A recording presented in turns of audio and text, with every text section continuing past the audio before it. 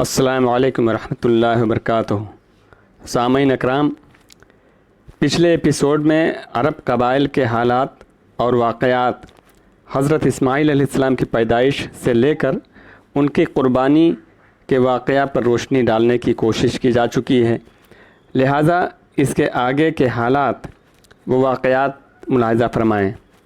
اللہ تعالیٰ سے دعا ہے کہ اللہ ہمیں عمل کرنے کی توفیق عطا فرمائے، آمین۔ صحیح بخاری شریف کتاب الانبیاء میں حضرت ابن عباس رضی اللہ تعالیٰ عنہ سے مروی ہے کہ حضرت اسماعیل علیہ السلام جب جوان ہوئے اور عربی زبان سیکھ لی تو بنی جرہم نے اپنے خاندان کی ایک خاتون سے ان کی شادی کر دی۔ اسی دوران حضرت حاجرہ کا انتقال بھی ہو گیا۔ حضرت ابراہیم علیہ السلام کو خیال آیا کہ اپنے بیوی بچوں کی خبر لینی چاہیے، لہٰذا وہ مکہ تشریف لے گئے، مگر حضرت ابراہیم علیہ السلام سے ملاقات نہ ہو سکی۔ حضرت اسماعیل علیہ السلام کی بیوی سے گھر کے حالات کے بارے میں دریافت کیا تو انہوں نے گھر میں تنگ دستی کی شکایت کی۔ یہ سن کر حضرت ابراہیم علیہ السلام نے اپنے بیٹے حضرت اسماعیل علیہ السلام کو وصیت کی اور بہو سے کہا کہ جب اسماعیل گھر آئیں تو ان سے کہنا کہ اپنے دروازے کی چوکھٹ بدل دیں۔ اس وصیت کا مطلب حضرت اسماعیل علیہ السلام سمجھ گئے اور بیوی کو طلاق دے دیا۔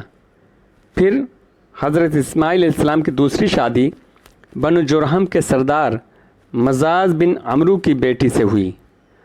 حضرت اسماعیل علیہ السلام کی دوسری شادی کے بعد حضرت ابراہیم علیہ السلام پھر مکہ تشریف لے گئے، مگر اس بار پھر حضرت اسماعیل علیہ السلام گھر پر موجود نہیں تھے، لہٰذا ملاقات نہ ہو سکی۔ بہو سے گھر کے حالات دریافت کیا تو انہوں نے اللہ کی حمد و ثنا بیان کی۔ اس بات سے حضرت ابراہیم علیہ السلام خوش ہوئے، کہا کہ اسماعیل آ جائیں تو کہنا کہ اپنے دروازے کی چوکھٹ برقرار رکھیں۔ اس کے بعد حضرت ابراہیم علیہ السلام فلسطین واپس چلے گئے۔ اس واقعے سے یہ نصیحت ملتی ہے کہ انسان کو کبھی کسی بھی حالت میں، چاہے تنگ دستی ہو یا خوشحالی، اللہ کی ناشکری نہیں کرنی چاہیے۔ چونکہ حضرت ابراہیم علیہ السلام اللہ کے پیغمبر اور نبی تھے، وہ اپنے قبیلے کے کسی فرد کی زبان سے اللہ کی ناشکری کیسے سن سکتے تھے؟ لہٰذا جب حضرت اسماعیل علیہ السلام کی پہلی بیوی نے تنگ دستی کی شکایت کی تو انہیں اس بات کا احساس ہوا کہ یہ بہو اللہ کی شکر گزار بندی نہیں ہے، اس لیے ایسے فرد کے لیے پیغمبر کے گھر میں کوئی جگہ نہیں ہونی چاہیے۔ چوتھی بار جب حضرت ابراہیم علیہ السلام مکہ تشریف لائے، اس وقت حضرت اسماعیل علیہ السلام زمزم کے پاس ایک درخت کے نیچے تیر بنا رہے تھے۔ دوڑ کر شفیق باپ سے والہانہ محبت کے ساتھ لپٹ گئے۔ چونکہ یہ ملاقات بہت لمبے عرصے کے بعد ہوئی تھی، اس لیے اس بات کا اندازہ لگایا جا سکتا ہے کہ ایک شفیق باپ اور اطاعت گزار بیٹا کی یہ ملاقات کتنی والہانہ اور رقت آمیز رہی ہوگی۔ اسی سفر کے دوران حضرت ابراہیم علیہ السلام اور حضرت اسماعیل علیہ السلام نے مل کر خانہ کعبہ کی تعمیر کا کام شروع کیا، بنیاد کھود کر دیواریں اٹھائیں۔ جب خانہ کعبہ مکمل ہو گیا تب حضرت ابراہیم علیہ السلام نے ساری دنیا کے لوگوں کو حج کرنے اور خانہ کعبہ کا طواف کرنے کے لیے آواز دیا۔ ایک روایت کے مطابق، جو کہ قلب جزیرۃ العرب کے صفحہ 230 پر آیا ہے، کہ حضرت اسماعیل علیہ السلام کو اللہ تعالیٰ نے 12 بیٹے عطا فرمائے تھے، جو کہ ان کی دوسری بیوی یعنی بنو جرہم کے سردار کی صاحبزادی کے بطن سے پیدا ہوئے تھے، جن کا نام اس طرح ہیں: نابت یا نبایوت،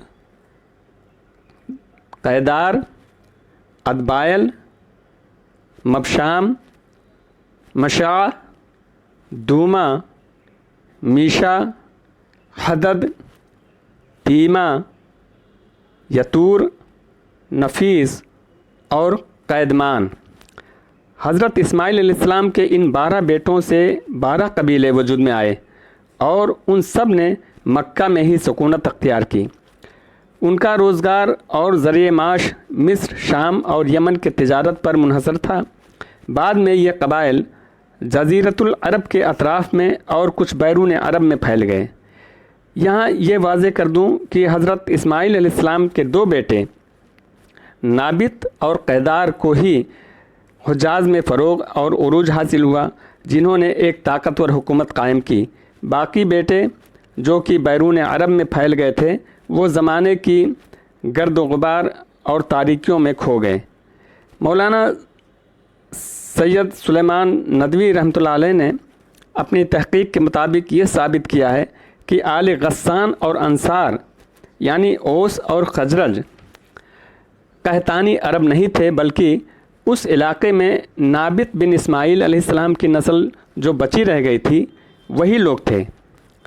حضرت اسماعیل علیہ السلام کے بیٹے قیدار کی نسل مکہ میں ہی بڑھتی رہی، اور قیدار کے بیٹے عدنان اور پھر ان کے بیٹے معد کا زمانہ آ گیا۔ عدنان نبی کریم صلی اللہ علیہ وسلم کے سلسلہ نسب میں 21ویں پشت پر آتے ہیں۔ روایتوں سے پتہ چلتا ہے کہ نبی کریم صلی اللہ علیہ وسلم جب اپنا سلسلہ نسب بیان فرماتے تو عدنان پر پہنچ کر رک جایا کرتے۔ بہرحال معد بن عدنان کے بیٹے نزار سے کئی خاندان وجود میں آئے اور وہ بڑے قبیلوں کی بنیاد ثابت ہوئے۔ معد بن عدنان کے ایک بیٹے مضر تھے، جن کے دو بیٹے قیس اعلان بن مضر اور الیاس بن مضر ہوئے۔ ہمارے آقا حضرت محمد صلی اللہ علیہ وسلم کا سلسلہ نسب انہی الیاس بن مضر کی اولاد میں سے کنانہ بن خزیمہ کی نسل سے ملتا ہے۔ انہی کی شاخ سے قریش کا قبیلہ بھی وجود میں آیا۔